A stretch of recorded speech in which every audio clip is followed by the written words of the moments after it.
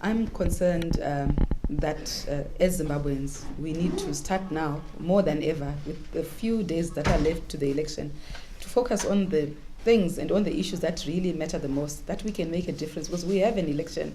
Our constitution requires that we hold an election, and it's meant to be done in a particular time. So there are a lot of things that are wrong with our electoral terrain. Personally, as a candidate and as a voter, I'm unhappy that the Zimbabwe Electoral Commission is not, in my view, asserting its independence enough. It's not acting independently. It seems to be pushed this way, that way. Usually, it used to be previously by the government, which is still done, but also by even the expectations of voters and candidates in all directions. And I want to see ZEC putting its foot down and right in the middle and saying, you know what, we're not going left, we're not going right, we're staying right in the middle.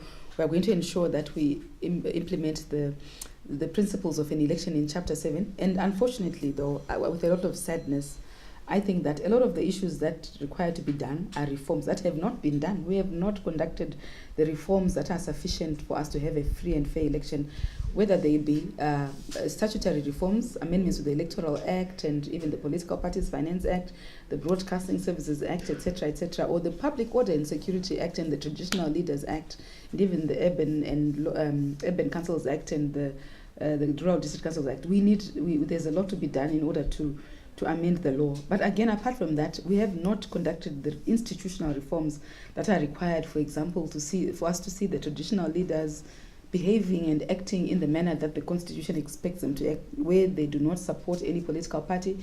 The civil service itself, a lot of the civil service members are still working towards a ruling party objective. The security services, we've even got members of the security services who are forbidden from participating in active party politics, actually running in an election. I'm running against one in Harare, which is totally unconstitutional. We need those reforms to change, and we're not having them because it's all like happening. But even attitudes and even the media. But as it is, I think we're served better in taking our national interests forward by sitting down with ZEC in a very objective matter of fact way and say, look, ZEC, we are not happy with these things and these things have to change. So we know that some of the things that are required to be changed are not within your control, but these things are within your control. Change this, answer this. What are you going to do about this and this and this? And even the other players, the media, the traditional leaders and the security services, as well as the civil service. Let's engage and let's be informed about how it is that we get to vote.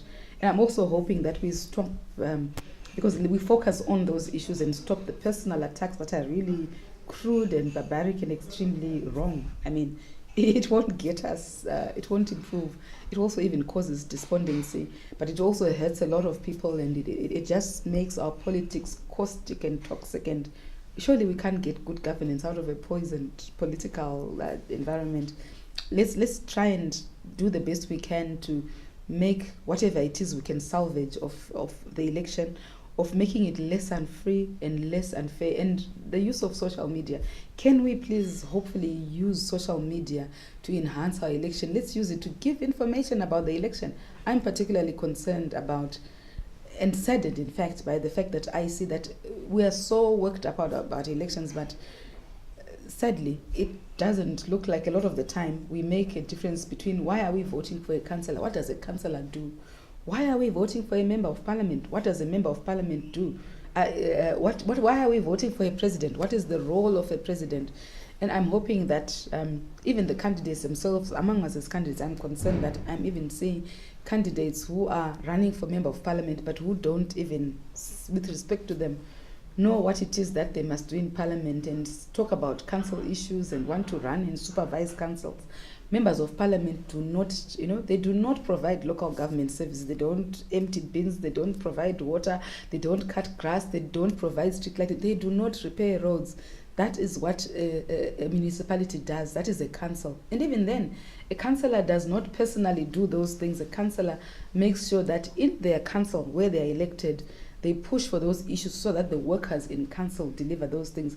And the president and the ministers are the ones that are responsible for bringing those jobs and for making, I suppose, money available to the councils of the councils to be able to repair roads and to promote good, facilities and environment where councils can invest in in water supply and borrow money for chemicals and build dams and so on. Central government is meant to provide for that.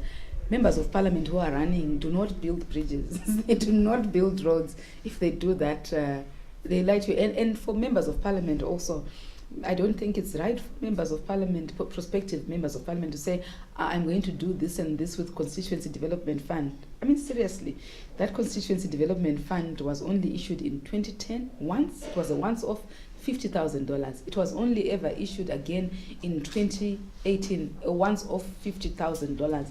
It doesn't come every year. It's not compulsory for members of parliament to get. They don't get it every year. So let's stop making promises on things that we are not sure about. Let's research and find out and tell the electorate the right thing. And for the electorate, please demand from council candidates and from member of parliament candidates what they should do. Like for members of parliament, what they will do in parliament, in passing the law, making sure that the president and the ministers are acting according to our interests and representing us in national matters for the benefit of our constituencies. And let us not confuse them, please, with councillors.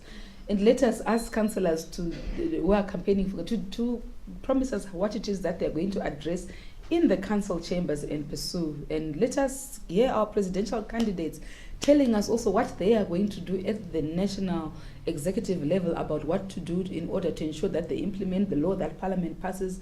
They also use the government finances, taxes in a manner that delivers all those goods and services like health, roads, and electricity and things like that for us.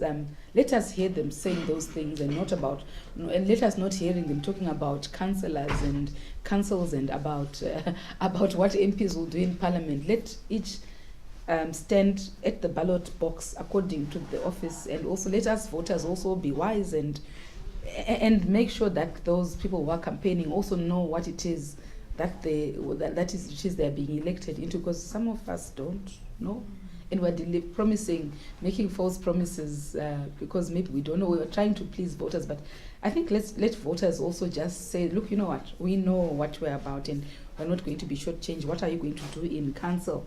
What are you going to do in parliament, and how will you do it in parliament? And as a president, what are you going to do in cabinet to ensure that my life runs so? But I'm hoping that let's treat each other with respect. Elections are they're the only way that we have of resolving our differences. So they're not about fighting or hatred and so on. Let us deal with issues so that we can get the best out of our elections and get and get good governance. Thank you.